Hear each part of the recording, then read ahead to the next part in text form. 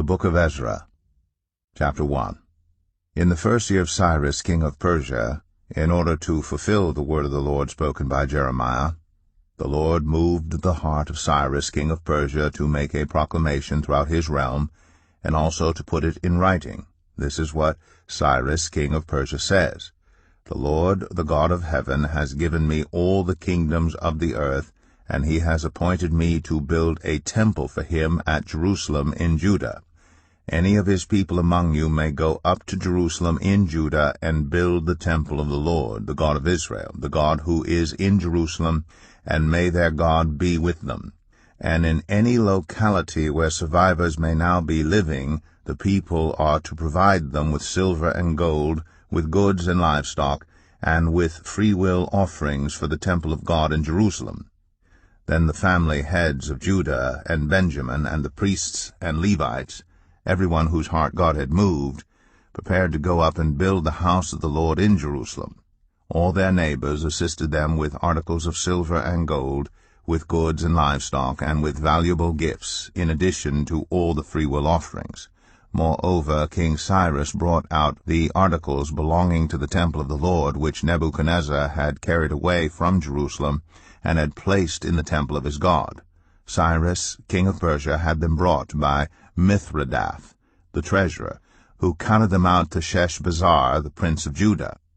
This was the inventory: gold dishes 30, silver dishes 1,000, silver pans 29, gold bowls 30, matching silver bowls 410, other articles 1,000. In all there were 5,400 articles of gold and of silver.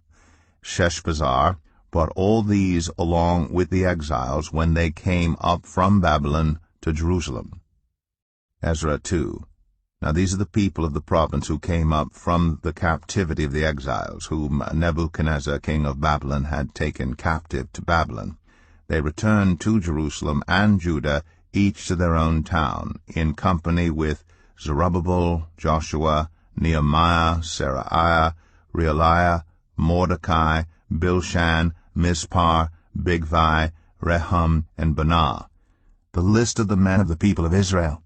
The descendants of Parosh, 2,172, of Shephatiah, 372, of Era, 775, of Pahath-Moab, through the line of Jeshua and Joab, 2,812, of Elam, 1,254, of Zattu, 945, of Zakkai, 760, of Bani, 642, of Babai, 623, of Azgad, 1,222, of Adonikam, 666, of Bigvai, 2,056, of Adin, 454, of Ater, through Hezekiah, 98, of Bezai, 323, of Jorah, 112, of Hashem, 223, of Gebar, 95, the men of Bethlehem, 123, of Netopha, 56, of Anathoth, 128, of Asmaveth, 42,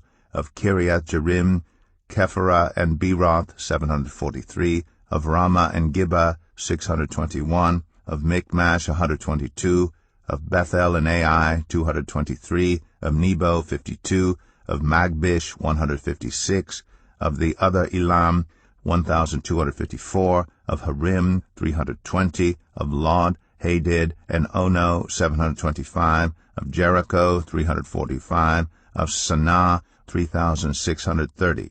The priests, the descendants of Jedaiah, through the family of Jeshua, 973, of Immer, 1,052, of Pashur, 1,247, of Harim, 1,017. The Levites, the descendants of Jeshua and Kadmiel, of the line of Hodaviah, 74. The musicians, the descendants of Asaph, 128. The gatekeepers of the temple, the descendants of Shallum, Ater, Talmon, Akub, Hadattah, and Shobai, 139.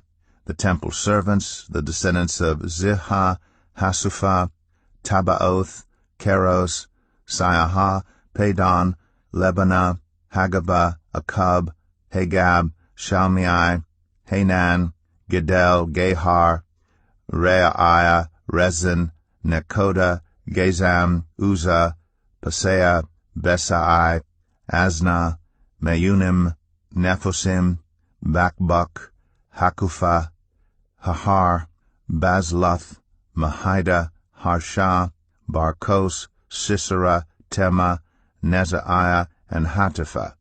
The descendants of the servants of Solomon, the descendants of Sotai, Hassaphereth, Peruda, Jalah, Darkon, Gidel, Shephatiah, Hatil, Pachereth, Hazabaim, and Amai. The temple servants and the descendants of the servants of Solomon, 392. The following came up from the towns of Tel Melah, Tel Harsha, Kerub, Adon, and Immer, but they could not show that their families were descended from Israel. The descendants of Delaiah, Tobiah, and Nekoda, 652, and from among the priests, the descendants of Hobaiah, Hakaz, and Barzillai, a man who had married a daughter of Barzillai the Gileadite, and was called by that name. These searched for their family records, but they could not find them, and so they were excluded from the priesthood as unclean. The governor ordered them not to eat any of the most sacred food until there was a priest ministering with the Urim and the Thummim. The whole company numbered 42,360, besides their 7,337 male and female slaves, and they also had 200 male and female singers. They had 736 horses, 245 mules, 435 camels, and 6,720 donkeys. When they arrived at the house of the Lord in Jerusalem, some of the heads of the families gave freewill offerings toward the rebuilding of the house of God on its site. According to their ability, they gave to the treasury for this work 61,000 darricks of gold, 5,000 minas of silver, and 100 priestly garments. The priests, the Levites, the musicians, the gatekeepers, and the temple servants settled in their own towns, along with some of the other people, and the rest of the Israelites settled in their towns. Ezra 3. When the 7th month came, and the Israelites had settled in their towns, the people assembled together as one in Jerusalem. Then Joshua, son of Jozadak, and his fellow priests, and Zerubbabel, son of Shealtiel, and his associates began to build the altar of the God of Israel to sacrifice burnt offerings on it, in accordance with what is written in the law of Moses, the man of God. Despite their fear of the peoples around them, they built the altar on its foundation and sacrificed burnt offerings on it to the Lord, both the morning and evening sacrifices. Then, in accordance with what is written, they celebrated the festival of tabernacles with the required number of burnt offerings prescribed for each day. After that, they presented the regular burnt offerings, the new moon sacrifices, and the sacrifices for all the appointed sacred festivals of the Lord, as well as those brought as free-will offerings to the Lord. On the first day of the 7th month they began to offer burnt offerings to the Lord, though the foundation of the Lord's temple had not yet been laid. Then they gave money to the masons and carpenters, and gave food and drink and olive oil to the people of Sidon and Tyre, so that they would bring cedar logs by sea from Lebanon to Joppa, as authorized by Cyrus king of Persia. In the 2nd month of the 2nd year after their arrival at the house of God in Jerusalem, Zerubbabel, son of Shealtiel, Joshua, son of Jozadak, and the rest of the people, the priests and Levites and all who had returned from the captivity to Jerusalem, began the work. They appointed Levites 20 years old and older to supervise the building of the house of the Lord. Joshua and his sons and brothers, and Kadmiel and his sons, descendants of Hodaviah, and the sons of Henadad, and their sons and brothers, all Levites, joined together in supervising those working on the house of God.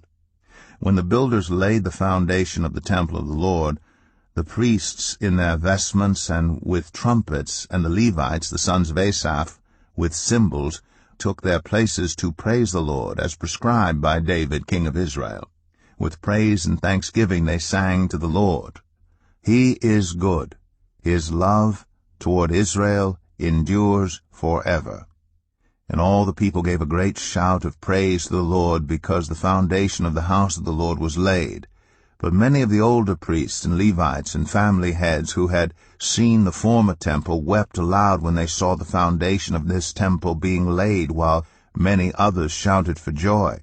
No one could distinguish the sound of the shouts of joy from the sound of weeping, because the people made so much noise, and the sound was heard far away.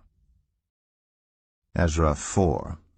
When the enemies of Judah and Benjamin heard that the exiles were building a temple for the Lord, the God of Israel, they came to Zerubbabel and to the heads of the families and said, "Let us help you build, because like you we seek your God, and have been sacrificing to him since the time of Esarhaddon, king of Assyria, who brought us here."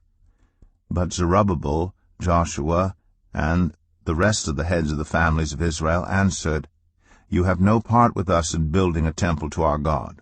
We alone will build it for the Lord, the God of Israel, as King Cyrus, the king of Persia, commanded us." Then the peoples around them set out to discourage the people of Judah and make them afraid to go on building. They bribed officials to work against them and frustrate their plans during the entire reign of Cyrus, king of Persia, and down to the reign of Darius, king of Persia. At the beginning of the reign of Xerxes, they lodged an accusation against the people of Judah and Jerusalem. And in the days of Artaxerxes, king of Persia, Bishlam, Mithredath, Tabiel, and the rest of his associates wrote a letter to Artaxerxes. The letter was written in Aramaic script and in the Aramaic language. Rehum, the commanding officer, and Shimshai, the secretary, wrote a letter against Jerusalem to Artaxerxes, the king, as follows. Rehum, the commanding officer, and Shimshai, the secretary, together with the rest of their associates, the judges, officials, and administrators over the people from Persia, Urek, and Babylon, the Elamites of Susa, and the other people whom the great and honorable Ashurbanipal deported and settled in the city of Samaria and elsewhere in Trans-Euphrates. This is a copy of the letter they sent him. To King Artaxerxes, from your servants in Trans-Euphrates. The king should know that the people who came up to us from you have gone to Jerusalem and are rebuilding that rebellious and wicked city. They are restoring the walls and repairing the foundations.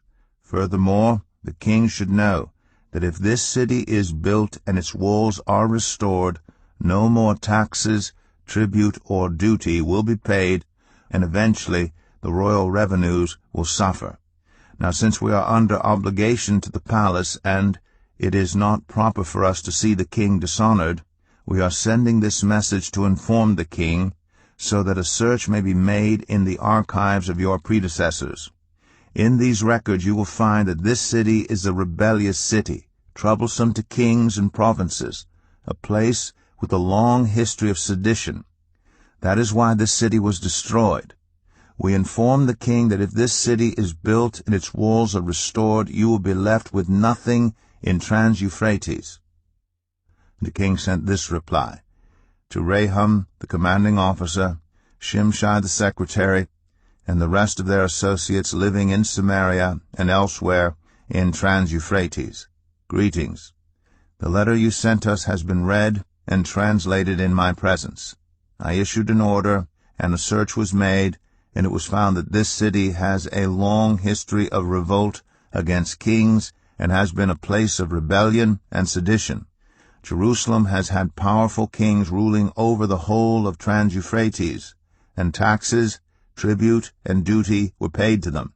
Now issue an order to these men to stop work, so that this city will not be rebuilt until I so order. Be careful not to neglect this matter. Why let this threat grow, to the detriment of the royal interests? As soon as the copy of the letter of King Artaxerxes was read to Rehum and Shimshai the secretary and their associates, they went immediately to the Jews in Jerusalem and compelled them by force to stop.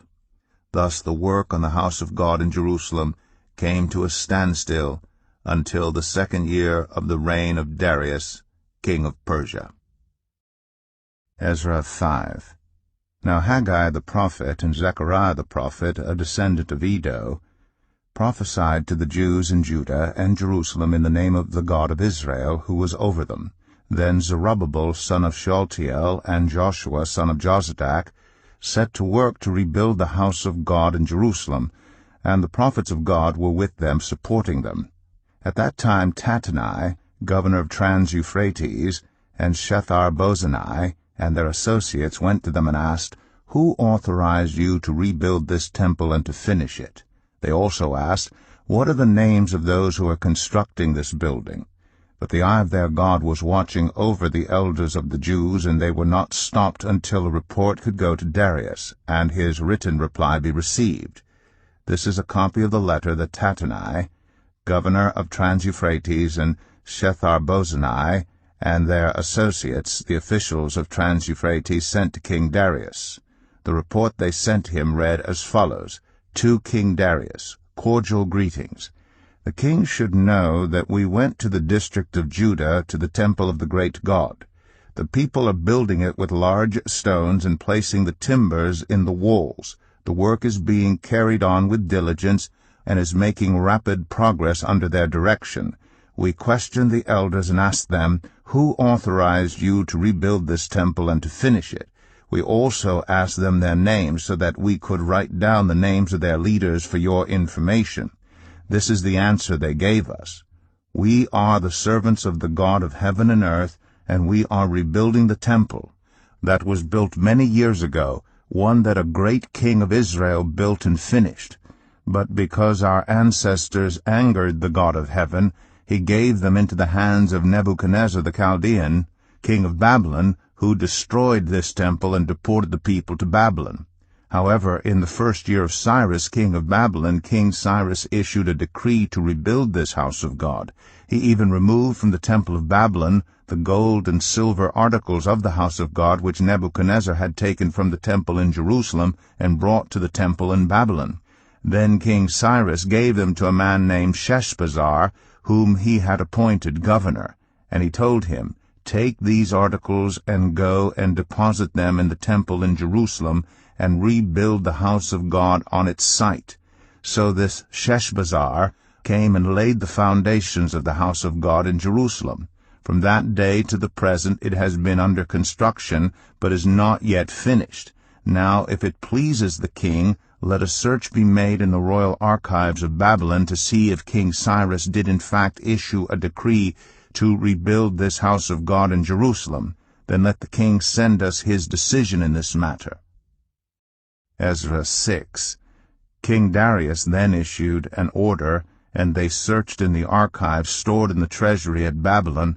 A scroll was found in the citadel of Ecbatana in the province of Media, and this was written on it: Memorandum. In the first year of King Cyrus, the king issued a decree concerning the temple of God in Jerusalem. Let the temple be rebuilt as a place to present sacrifices, and let its foundations be laid. It is to be 60 cubits high and 60 cubits wide, with 3 courses of large stones and 1 of timbers. The costs are to be paid by the royal treasury. Also the gold and silver articles of the house of God, which Nebuchadnezzar took from the temple in Jerusalem and brought to Babylon, are to be returned to their places in the temple in Jerusalem. They are to be deposited in the house of God. Now then, Tattenai, governor of Trans-Euphrates, and Shethar-Bozenai, and you other officials of that province, stay away from there. Do not interfere with the work on this temple of God. Let the governor of the Jews and the Jewish elders rebuild this house of God on its site. Moreover, I hereby decree what you are to do for these elders of the Jews in the construction of this house of God. Their expenses are to be fully paid out of the royal treasury from the revenues of Trans-Euphrates, so that the work will not stop.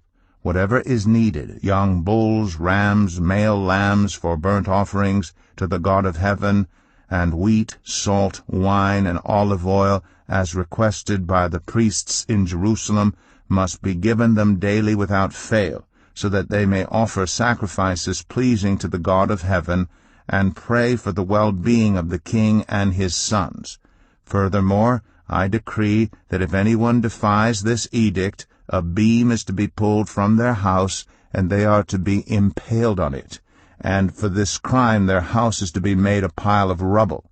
May God, who has caused his name to dwell there, overthrow any king or people who lifts a hand to change this decree or to destroy this temple in Jerusalem. I, Darius, have decreed it. Let it be carried out with diligence. Then, because of the decree King Darius had sent, Tattenai, governor of Trans-Euphrates, and Shethar-Bozenai and their associates carried it out with diligence. So the elders of the Jews continued to build and prosper under the preaching of Haggai the prophet and Zechariah, a descendant of Iddo. They finished building the temple according to the command of the God of Israel and the decrees of Cyrus, Darius, and Artaxerxes, kings of Persia. The temple was completed on the 3rd day of the month Adar, in the 6th year of the reign of King Darius. Then the people of Israel, the priests, the Levites, and the rest of the exiles, celebrated the dedication of the house of God with joy. For the dedication of this house of God, they offered 100 bulls, 200 rams, 400 male lambs, and as a sin offering for all Israel, 12 male goats, 1 for each of the tribes of Israel. And they installed the priests in their divisions, and the Levites in their groups, for the service of God at Jerusalem, according to what is written in the book of Moses. On the 14th day of the 1st month, the exiles celebrated the Passover. The priests and Levites had purified themselves and were all ceremonially clean. The Levites slaughtered the Passover lamb for all the exiles, for their relatives, the priests, and for themselves.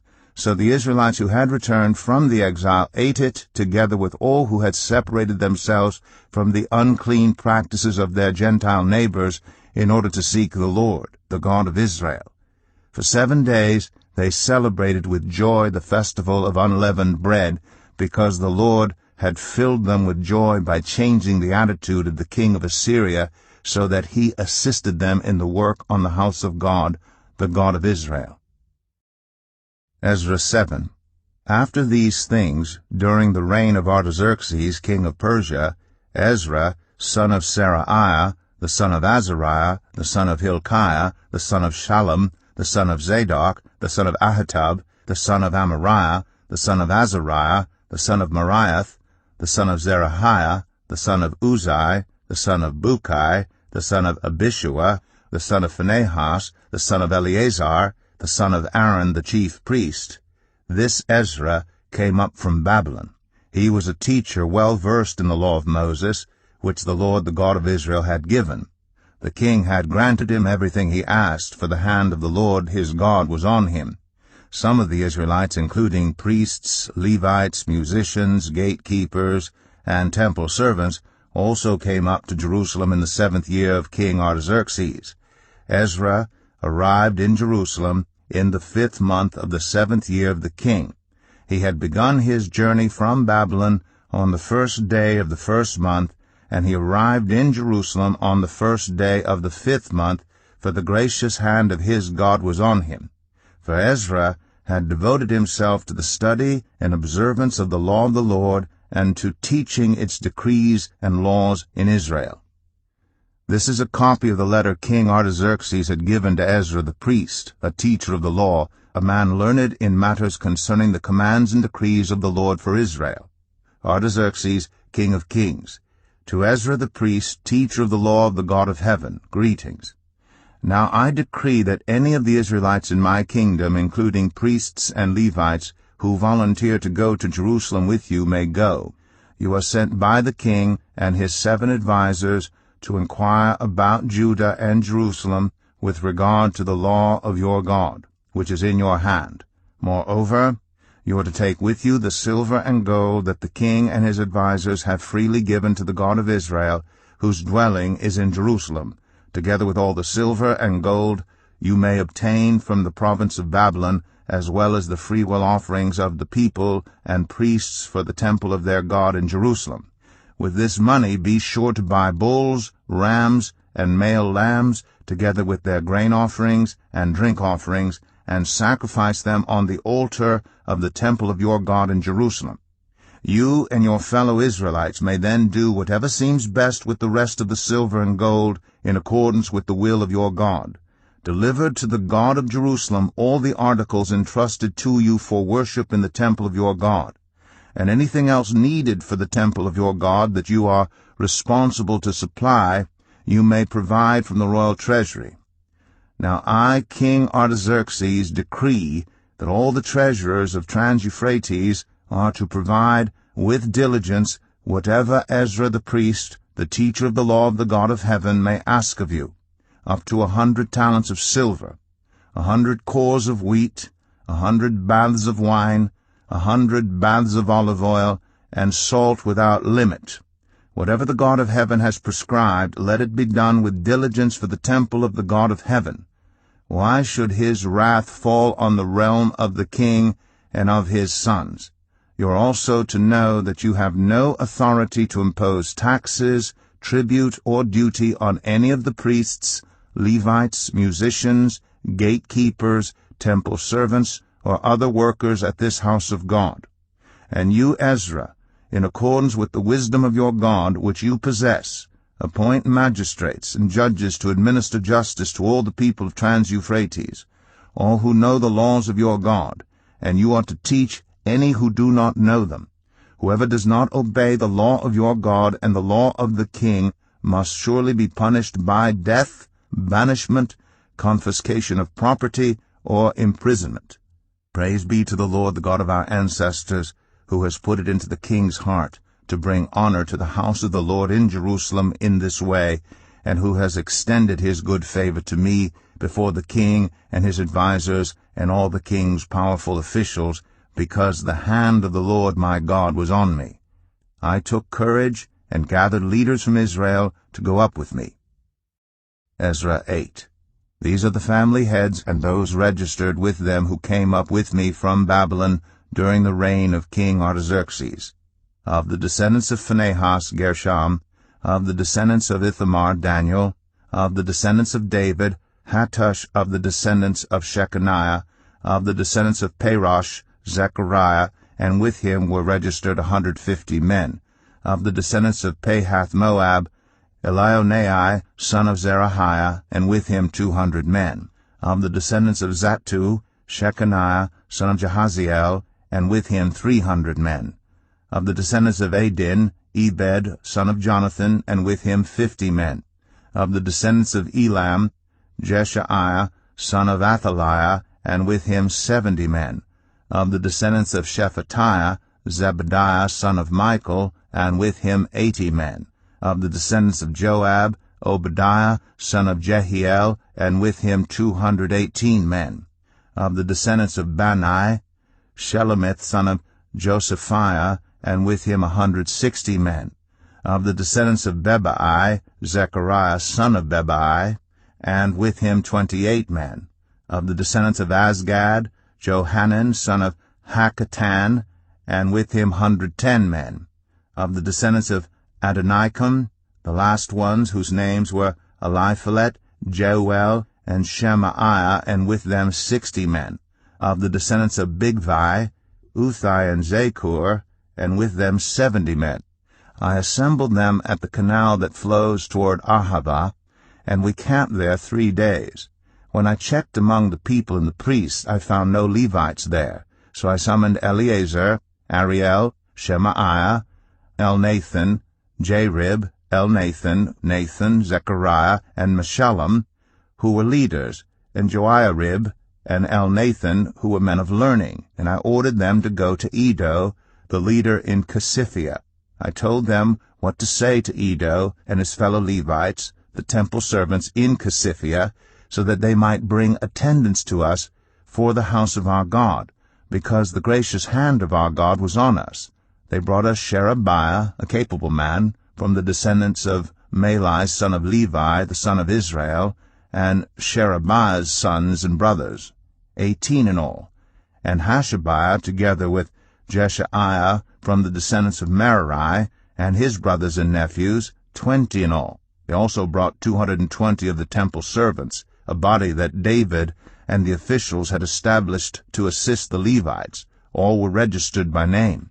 There, by the Ahava Canal, I proclaimed a fast, so that we might humble ourselves before our God, and ask him for a safe journey for us and our children with all our possessions.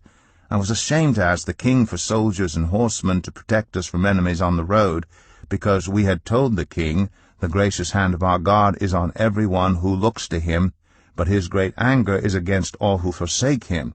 So we fasted and petitioned our God about this, and he answered our prayer. Then I set apart 12 of the leading priests, namely Sherebiah, Hashabiah, and 10 of their brothers, and I weighed out to them the offering of silver and gold, and the articles that the king, his advisers, his officials, and all Israel present there had donated for the house of our God. I weighed out to them 650 talents of silver, silver articles weighing 100 talents, 100 talents of gold, 20 bowls of gold valued at 1,000 darics, and 2 fine articles of polished bronze as precious as gold. I said to them, "You as well as these articles are consecrated to the Lord. The silver and gold are a free will offering to the Lord, the God of your ancestors. Guard them carefully until you weigh them out in the chambers of the house of the Lord in Jerusalem before the leading priests and the Levites and the family heads of Israel." Then the priests and Levites received the silver and gold and sacred articles that had been weighed out to be taken to the house of our God in Jerusalem. On the 12th day of the first month, we set out from the Ahava Canal to go to Jerusalem. The hand of our God was on us, and he protected us from enemies and bandits along the way.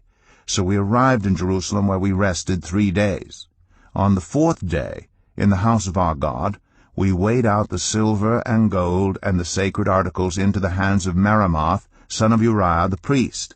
Eleazar, son of Phinehas, was with him, and so were the Levites Jozabad, son of Jeshua, and Noadiah, son of Binnui. Everything was accounted for by number and weight, and the entire weight was recorded at that time. Then the exiles who had returned from captivity sacrificed burnt offerings to the God of Israel, 12 bulls for all Israel, 96 rams, 77 male lambs, and as a sin offering 12 male goats. All this was a burnt offering to the Lord. They also delivered the king's orders to the royal satraps and to the governors of Trans-Euphrates, who then gave assistance to the people and to the house of God. Ezra 9. After these things had been done, the leaders came to me and said, "The people of Israel, including the priests and the Levites, have not kept themselves separate from the neighboring peoples with their detestable practices, like those of the Canaanites, Hittites, Perizzites, Jebusites, Ammonites, Moabites, Egyptians, and Amorites. They have taken some of their daughters as wives for themselves and their sons, and have mingled the holy race with the peoples around them. And the leaders and officials have led the way in this unfaithfulness." When I heard this, I tore my tunic and cloak, pulled hair from my head and beard, and sat down appalled. Then everyone who trembled at the words of the God of Israel gathered around me because of this unfaithfulness of the exiles, and I sat there appalled until the evening sacrifice. Then, at the evening sacrifice, I rose from my self-abasement, with my tunic and cloak torn, and fell on my knees with my hands spread out to the Lord my God, and prayed, "I am too ashamed and disgraced, my God, to lift up my face to you, because our sins are higher than our heads, and our guilt has reached to the heavens. From the days of our ancestors until now, our guilt has been great. Because of our sins, we and our kings and our priests have been subjected to the sword and captivity, to pillage and humiliation at the hand of foreign kings, as it is today. But now, for a brief moment, the Lord our God has been gracious in leaving us a remnant and giving us a firm place in his sanctuary, and so our God gives light to our eyes and a little relief in our bondage. Though we are slaves, our God has not forsaken us in our bondage. He has shown us kindness in the sight of the kings of Persia. He has granted us new life to rebuild the house of our God and repair its ruins, and he has given us a wall of protection in Judah and Jerusalem. But now, our God, what can we say after this? For we have forsaken the commands you gave through your servants, the prophets, when you said, 'The land you are entering to possess is a land polluted by the corruption of its peoples. By their detestable practices they have filled it with their impurity from one end to the other. Therefore do not give your daughters in marriage to their sons, or take their daughters for your sons. Do not seek a treaty of friendship with them at any time, that you may be strong and eat the good things of the land, and leave it to your children as an everlasting inheritance. What has happened to us is a result of our evil deeds and our great guilt, and yet, our God, you have punished us less than our sins deserved, and have given us a remnant like this. Shall we then break your commands again and intermarry with the peoples who commit such detestable practices? Would you not be angry enough with us to destroy us, leaving us no remnant or survivor? Lord, the God of Israel, you are righteous. We are left this day as a remnant. Here we are before you in our guilt, though because of it not one of us can stand in your presence. Ezra 10. While Ezra was praying and confessing, weeping, and throwing himself down before the house of God, a large crowd of Israelites, men, women, and children, gathered around him. They too wept bitterly. Then Shechaniah, son of Jehiel, one of the descendants of Elam, said to Ezra, "We have been unfaithful to our God by marrying foreign women from the peoples around us. But in spite of this there is still hope for Israel. Now let us make a covenant before our God to send away all these women and their children, in accordance with the counsel of my Lord and of those who fear the commands of our God. Let it be done according to the law. Rise up, this matter is in your hands. We will support you, so take courage and do it." So Ezra rose up and put the leading priests and Levites and all Israel under oath to do what had been suggested, and they took the oath. Then Ezra withdrew from before the house of God, and went to the room of Jehohanan, son of Eliashib. While he was there, he ate no food and drank no water, because he continued to mourn over the unfaithfulness of the exiles. A proclamation was then issued throughout Judah and Jerusalem for all the exiles to assemble in Jerusalem. Anyone who failed to appear within 3 days would forfeit all his property in accordance with the decision of the officials and elders, and would himself be expelled from the assembly of the exiles. Within the 3 days all the men of Judah and Benjamin had gathered in Jerusalem. And on the 20th day of the 9th month all the people were sitting in the square before the house of God, greatly distressed by the occasion and because of the rain. Then Ezra the priest stood up and said to them, "You have been unfaithful. You have married foreign women, adding to Israel's guilt. Now honor the Lord, the God of your ancestors, and do his will. Separate yourselves from the peoples around you and from your foreign wives." The whole assembly responded with a loud voice, "You are right. We must do as you say. But there are many people here, and it is the rainy season, so we cannot stand outside. Besides, this matter cannot be taken care of in a day or two, because we have sinned greatly in this thing. Let our officials act for the whole assembly. Then let everyone in our towns who has married a foreign woman come at a set time, along with the elders and judges of each town, until the fierce anger of our God in this matter is turned away from us." Only Jonathan, son of Asahel, and Jazaiah, son of Tikvah, supported by Meshullam and Shabbathai, the Levite, opposed this. So the exiles did as was proposed. Ezra the priest selected men who were family heads, one from each family division, and all of them designated by name. On the first day of the 10th month they sat down to investigate the cases, and by the first day of the first month they finished dealing with all the men who had married foreign women. Among the descendants of the priests, the following had married foreign women. From the descendants of Joshua son of Jozadak and his brothers, Maaseiah, Eleazar, Jarib, and Gedaliah. They all gave their hands in pledge to put away their wives, and for their guilt they each presented a ram from the flock as a guilt offering.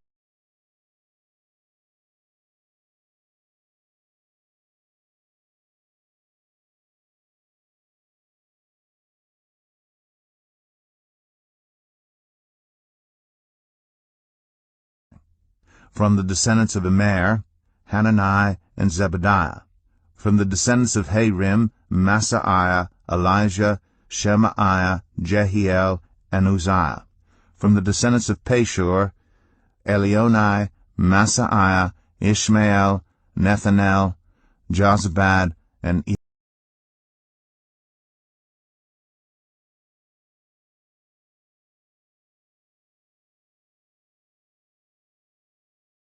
Elasa.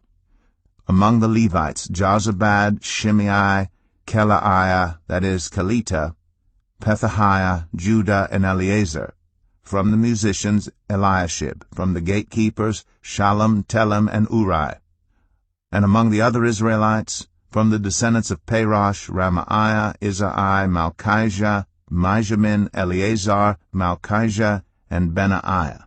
From the descendants of Elam, Mattaniah, Zechariah, Jehiel, Abdi, Jeremoth, and Elijah. From the descendants of Zatu, Elionai, Eliashib, Mattaniah, Jeremoth, Zabad, and Azizah. From the descendants of Bebai, Jehohanan, Hananiah, Zebai, and Athlai.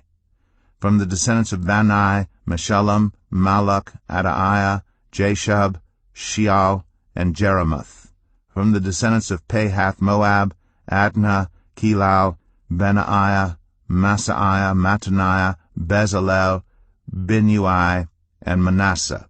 From the descendants of Harim, Eleazar, Ashijah, Malchijah, Shemaiah, Shimeon, Benjamin, Maluk, and Shemariah. From the descendants of Hashem, Mattaniah, Mattata, Zabad, Eliphalet, Jeremiah, Manasseh, and Shimei.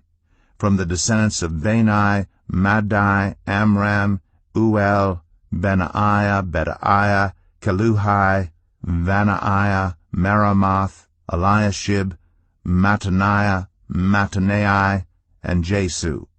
From the descendants of Binnui, Shimei, Shelemiah, Nathan, Adaiah, Machnadabiah, Shashai, Sharai, Azarel, Shelemiah, Shemariah, Shallum, Amariah, and Joseph.